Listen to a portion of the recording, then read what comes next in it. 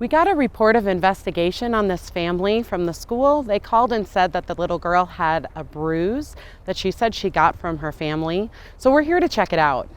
Before we go up though, let's take a minute and just kind of look at our surroundings. Let's look for our own safety as well as the assessment of the kid. What we would do here is maybe smell, look, listen. Wait, you hear it?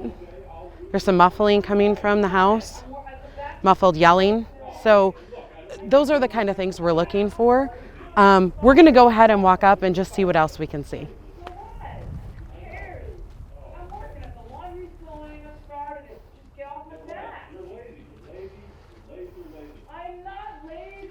We can't enter any place without permission from the homeowner, but if something's open, we absolutely can kind of take a look and just see if there's any safety hazards or concerns for the assessment that we want to report or note.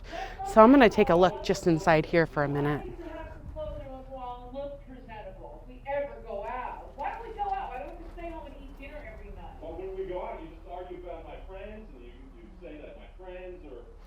Looks like there's been some animals living in there, maybe somebody squatting in there, I'm not sure. There doesn't seem to be anybody in there now, but there is garbage kind of all over the front and the yard is pretty ill maintained.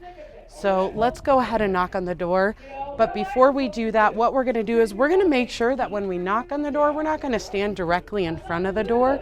We're going to try and stand to the side of the door if we can for our own safety, as well as our ability, if the family doesn't let us in, to see as much of the house as possible while we're doing our assessment.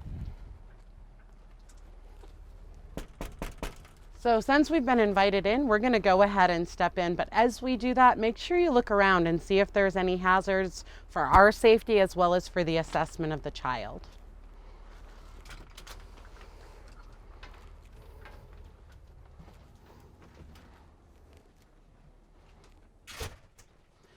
So some of the things in this room I noticed right away that we need to be concerning is they have some animals, as well as I'm noticing there's a lot of combustibles around the water heater.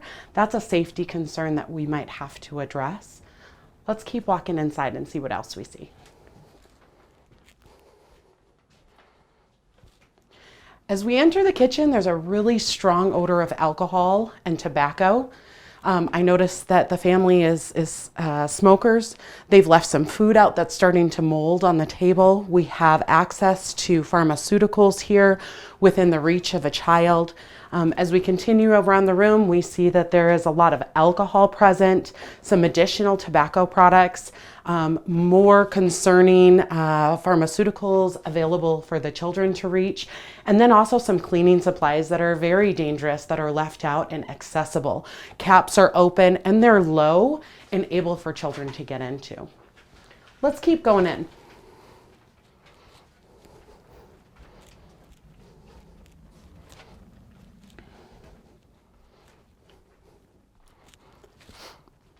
As we enter the living room, there's a lot of stuff to look at in here. Take a minute and look around and see what you see. I see more tobacco products, some alcohol had been spilled, there's cans laying around, furniture is out of place, fallen over.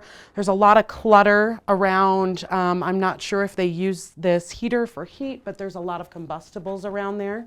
We have animals jumping on the furniture. There looks to be a baggie of marijuana or a substance that we're not sure of, possible drug and drug paraphernalia available. More alcohol, more alcohol, more alcohol, as well as it appears that there's some weapons in this room. We have a shotgun over here in the corner and a machete on the table with some live and dead ammunition rounds. There's a lighter accessible to children, and then there's additional tobacco products.